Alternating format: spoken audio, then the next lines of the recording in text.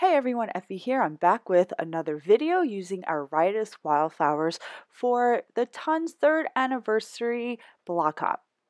I started off by embossing this background stamp using our rose gold embossing powder, and then I'm going to do some watercoloring on this image. So I did emboss this onto an A2 size watercolor cardstock panel.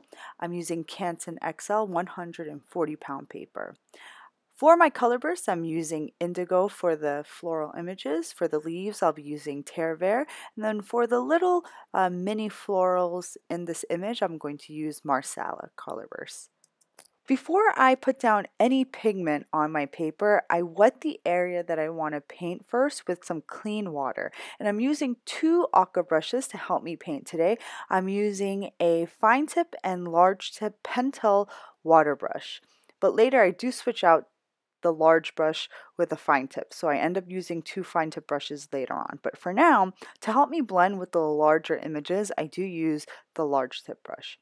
So as you can see, after I put down the first initial color, I blend that pigment out using the larger brush.